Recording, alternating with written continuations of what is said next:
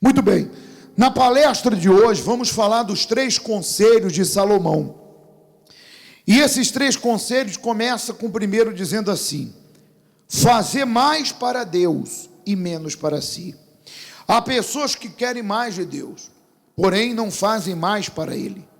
O que diferenciou Salomão foi de fato o desejo mostrado por ele, em sempre fazer mais para Deus e menos para si. Como, por exemplo, no início do seu reinado, onde ele não se contentou em apenas fazer uma oferta a Deus, que era o natural. Ele foi e fez o que ninguém até aquele momento havia feito.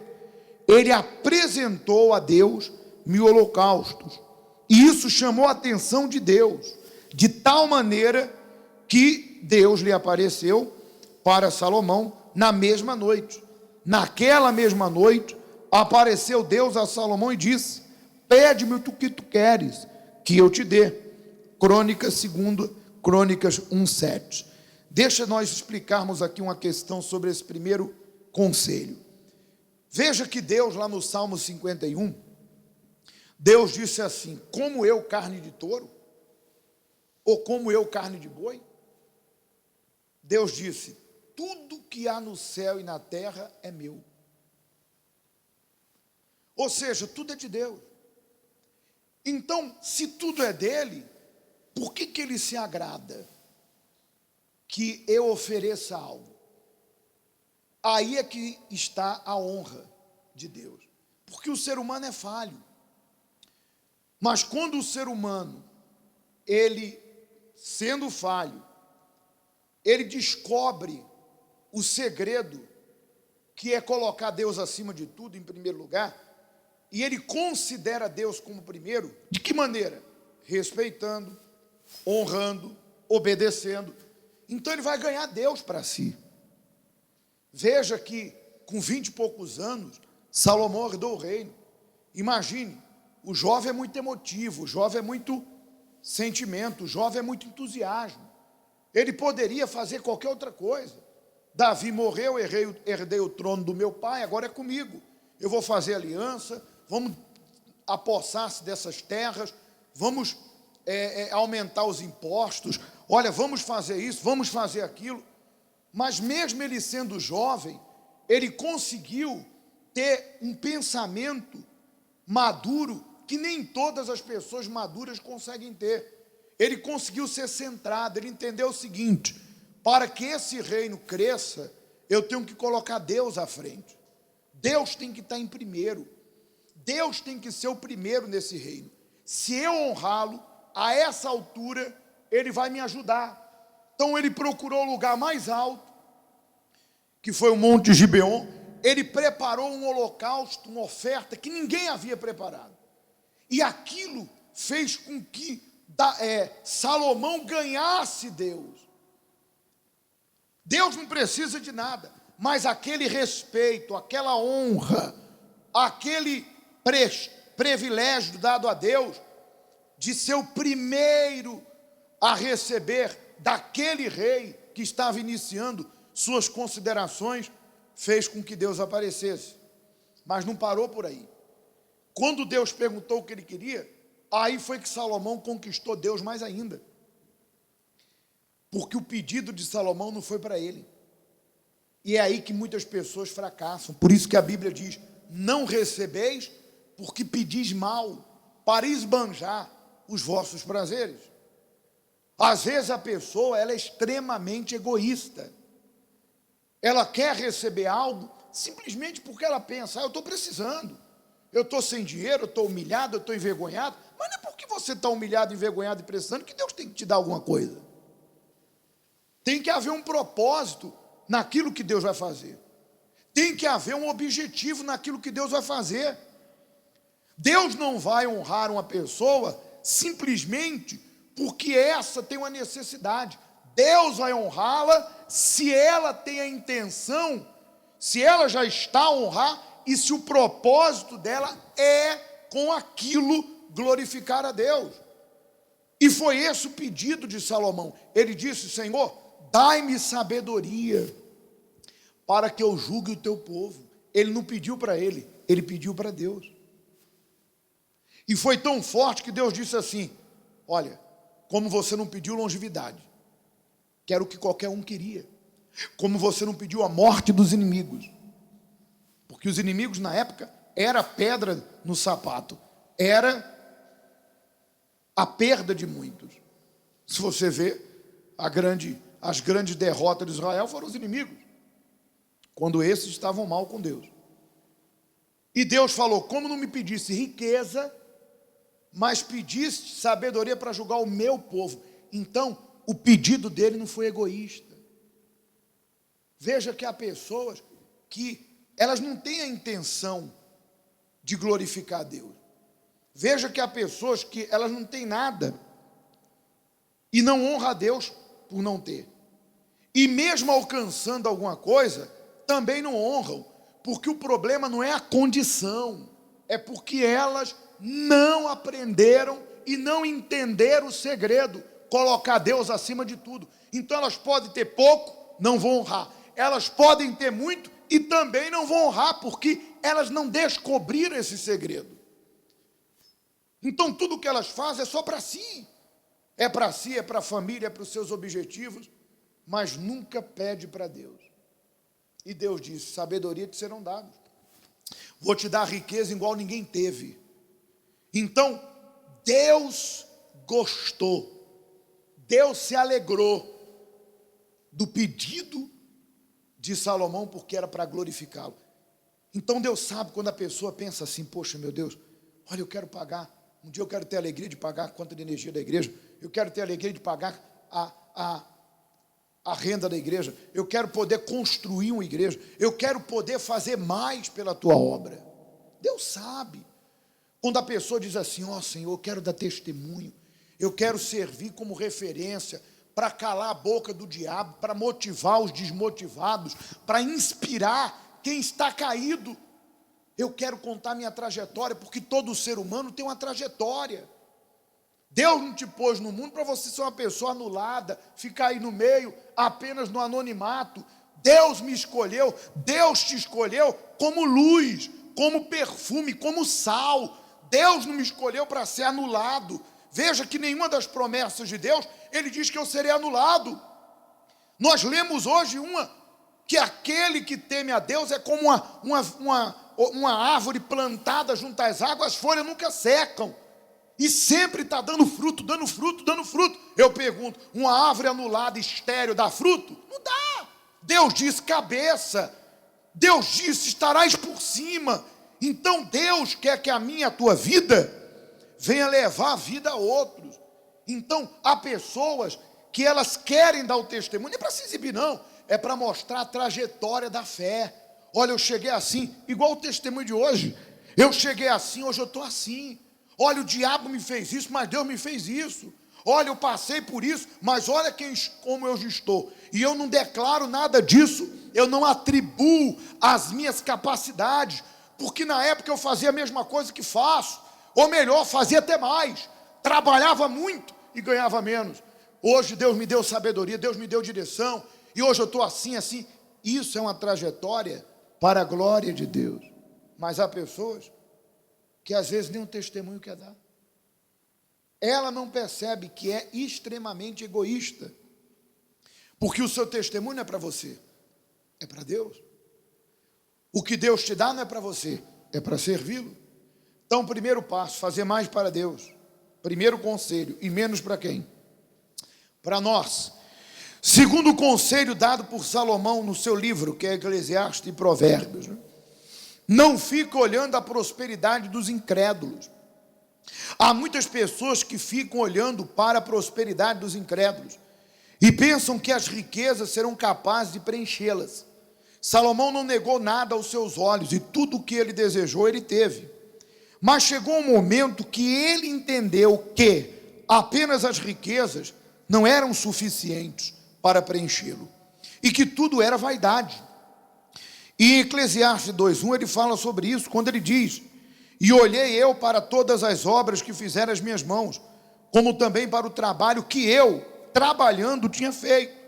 Eis que tudo era vaidade e aflição de espírito, e que proveito nenhum haveria debaixo do sol. Veja, aí continua: por isso, você tem que priorizar acima de tudo o Espírito Santo, pois só Ele pode fazer de você uma pessoa completa e próspera. Veja que a pessoa que ela é salva, que ela tem o Espírito de Deus, que ela tem o maior tesouro, aquele campo que a Bíblia diz que um homem vendendo tudo o que tinha foi lá e comprou o campo. Quando a pessoa é salva, ela quer prosperar por um objetivo: glorificar a Deus. Ela pensa o seguinte: Jesus não voltou e eu não morri, então Deus quer fazer algo a mais através de mim. Então ela busca no congresso, ela faz os seus propósitos, porque Deus é fiel, Ele prometeu. Ele é um Deus galardoador, Ele é um Deus grande. Então ela pensa: se eu posso glorificá-lo, por que eu vou viver anulada? Por que eu vou viver no anonimato? Eu vou buscar essa grandeza. Mas mesmo que isso não tenha chegado ao seu tempo, mesmo que ainda não tenha acontecido, essa pessoa não vive se fragilizando ou lamentando. Ela tem consciência que o mais importante ela já tem. Então, além dela não se lamentar, porque ela sabe que há tempo para tudo, ela não inveja os incrédulos, porque ela está num patamar diferente. A Bíblia diz: não se põe em julgo desigual. Como posso eu, que digo ser salvo, que digo ter a vida eterna, que é o maior tesouro, eu estou invejando aquele incrédulo porque ele tem um carro, mas ele é incrédulo, meu Deus, ele está condenado, ele não tem salvação, porque quem crê e for batizado e quem serve a Jesus está salvo. Quem não crê e quem não serve ainda não está salvo. Como posso eu invejá-lo? Eu tendo o mais importante. Só há uma explicação para quem tem inveja, fica aborrecido e às vezes se questionando: pô, fulano vai na igreja, está melhor do que eu. Poxa, mas Beltrano, olha lá a vida que ela tem, olha a vida que eu tenho. É porque você ainda não descobriu o mais importante. E é essa a razão porque Deus não te abençoa. Porque como Deus não está em primeiro lugar, tudo que entrar na tua vida vai te tirar de Deus. E veja se não é isso que acontece. Quantas pessoas que não tinham vida eterna, que não tinham se entregue para Deus, começaram a prosperar, sumiu da igreja. Sumiu por quê? Porque trocou o abençoador pela bênção que conquistou.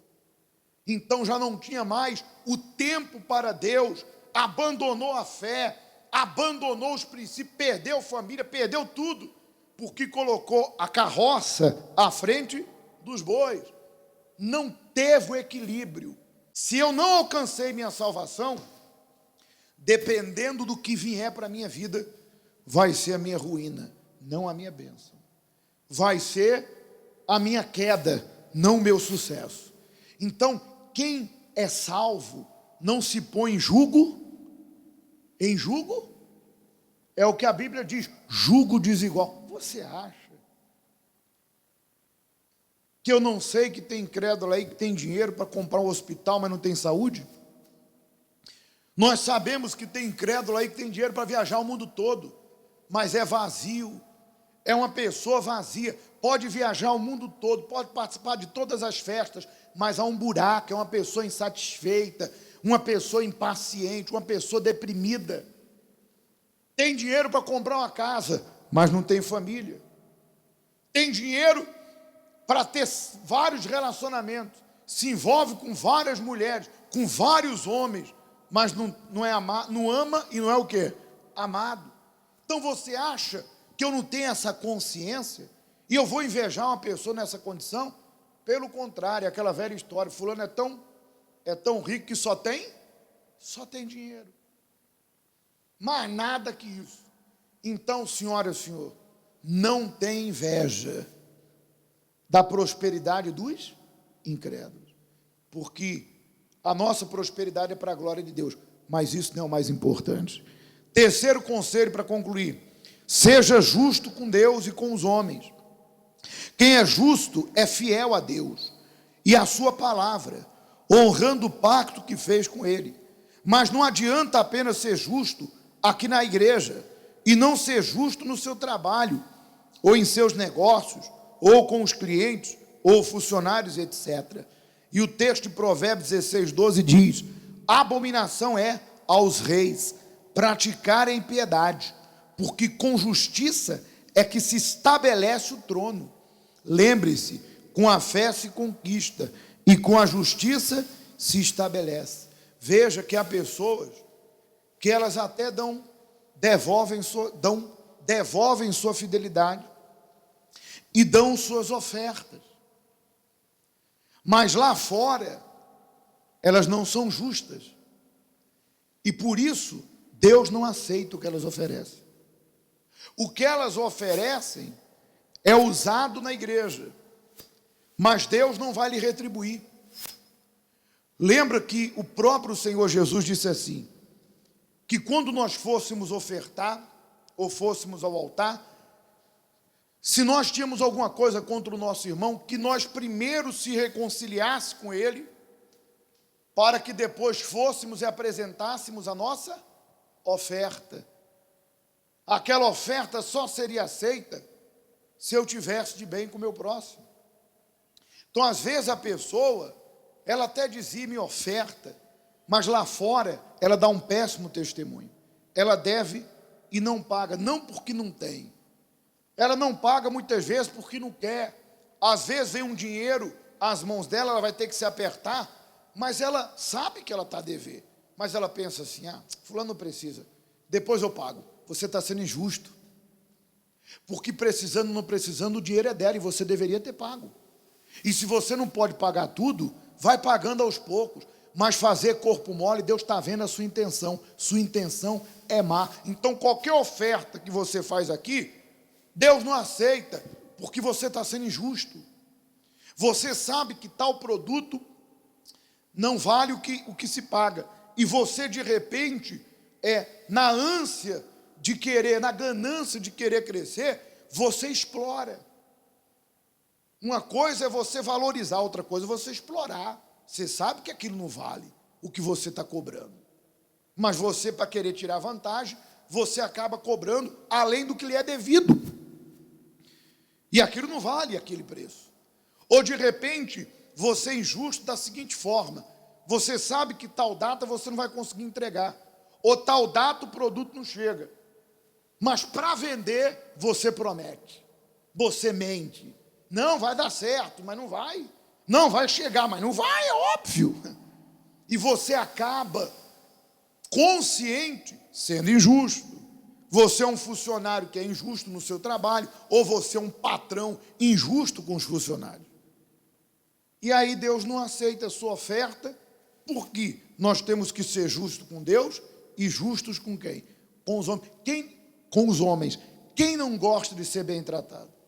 Todo mundo gosta de ser bem tratado. Todo mundo gosta de ser respeitado. Todo mundo gosta de ser considerado. Então, eu não posso fazer ou dar o que eu não quero. Por isso que a Bíblia diz, dai e dá-se-vos-á. Boa medida, recalcada, sacudida, transbordantemente vos dará. À medida que você medir, você vai ser medido. Então, se você não quer ser tratado mal, não quer ser enganado, você não quer que ninguém te passe para trás, não passe ninguém para trás, não engane ninguém, não tire vantagem dos outros, não minta para tentar tirar vantagem, seja justo, e aí Deus vai te honrar, amém? Porque nós somos sal, nós somos luz, nós representamos Deus aqui nessa terra. Essa é a palestra de hoje. Coloque esses 3 conselhos em prática e você vai prosperar.